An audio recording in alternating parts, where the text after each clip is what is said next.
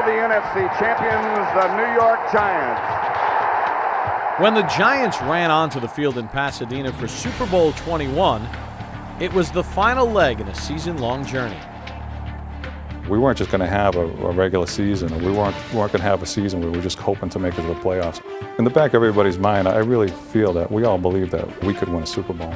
Complete to Bavaro, down to the 35, still on his feet to the 30, down to the 25, down to the 20. He's got 4 men on his back and gets down to the 17. I just knew once we took the field in '86 that we were going to win the Super Bowl that year.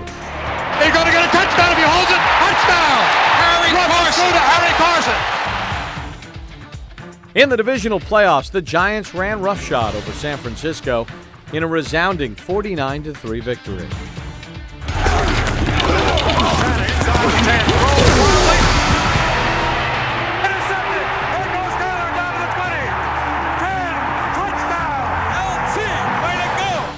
And the NFC Championship matchup against the Washington Redskins was a combination of terrible weather and tenacious defense.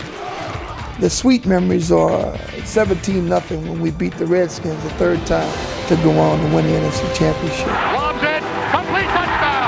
Lionel Manuel rolls of toilet paper, pieces of cutout program, newspaper, pouring down like a blizzard on Giant Stadium as the Giants and Bill Parcells and the coaching staff go crazy on the far sideline. And the Giants will be checking their reservation from Pasadena. When you win the championship, you know you're going to the Super Bowl. It's the greatest feeling in sports. 1956 was the last time the New York Giants won an NFL championship, a 47-7 drubbing of the Chicago Bears. 30 years later, as the Giants prepared for the hype of a modern-day Super Bowl, Coach Bill Parcells knew he would have no trouble getting his team ready for the biggest game of their lives. I don't have to motivate this team for this game. Are you kidding? This is the Super Bowl. If you can't get ready to play this game, you ought to take a hike. As Parcells watched his team take the field for Super Bowl XXI, he knew he had prepared them well. In the first quarter, the Giants took a 7-3 lead on the strength of Phil Simms' arm. He takes the head off. Simms trying to throw, does. Touchdown to Pete Bowen. But the Broncos responded on the strength of John Elway's legs to go up 10-7. Elway's going to run in. Touchdown. And late in the second quarter, Denver was knocking at the door once again. It's first and goal to go from the 1. We're down there on the goal line, and goal line was kind of the ultimate test of your manhood. This was pride for us. We'd been there before. I mean, this was a different game, but we'd been there before. That we had to keep our heads, we had to think about what they might run. We had to focus on the formation, what their strengths were. Elway knocked out of bounds at about the 3 by Lawrence Taylor, a loss of 1. As we made play after play, we just started, pounding one another. We can keep them out. Whatever we need to do to keep them out, we're going to do it. I think we were a good goal line defensive team. Again, we had a very good front. They had trouble running the ball inside. Right ahead and nothing is Will Height. He never got underway. Then they tried to run the toss play to get it outside and run away from Banks. Banks is able to run the play down from the backside and make it. 3rd and goal now, and they're still at the same place between the 2 and the 3. I remember lining up, and I said, I'm going to make this play, no matter where it goes. 10-7 Denver. They're threatening to score again. Winder taken down at the 6. Banks, Carson, everyone in there, the linebackers reached around and stopped him. For me, it's just something extremely special because you bond when you're on a team. When you stop the Denver Broncos, 4 times within the 5-yard line. Carlos is no good. That's a bond that will never be broken. The goal line stand ignited the Giants' defense. And on the Broncos' next series, the Big Blue Wrecking Crew flexed its muscles once again. And this time it was in Denver's end zone. Under heat, safety, George Martin.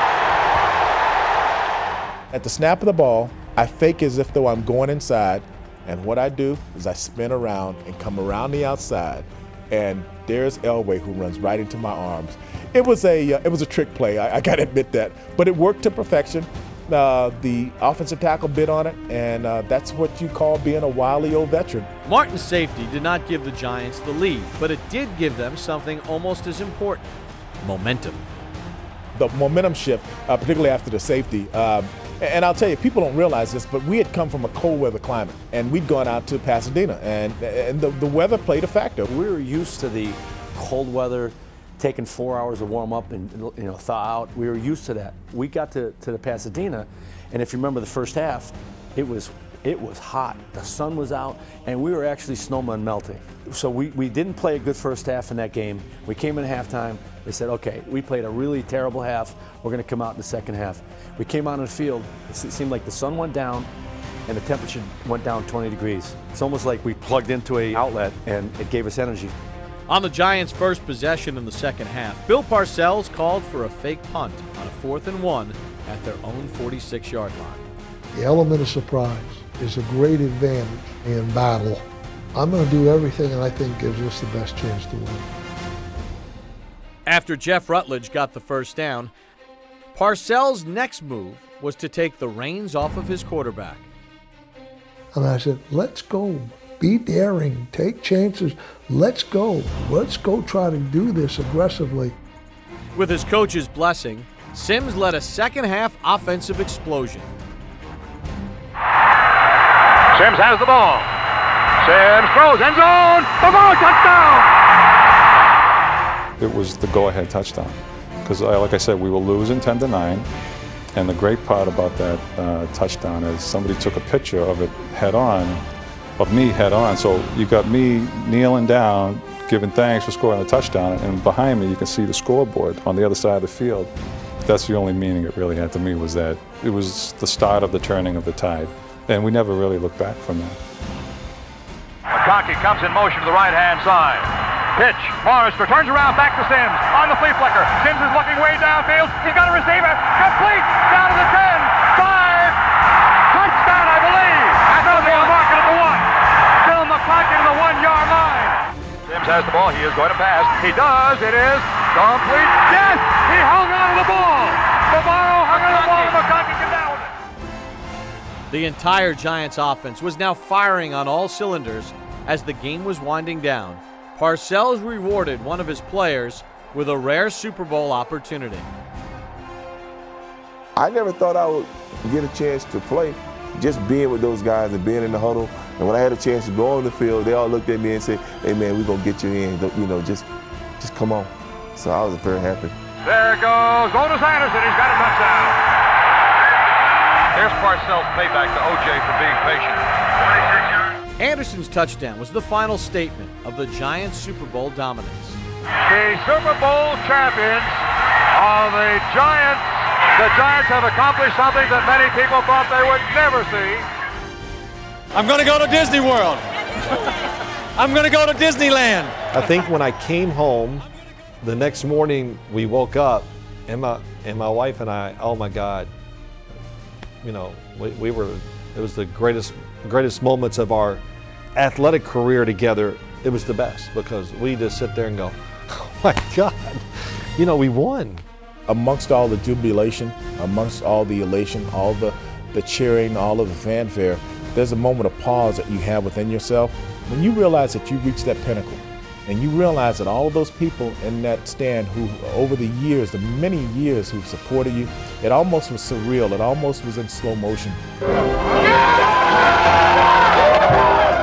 It was actually pretty funny, though.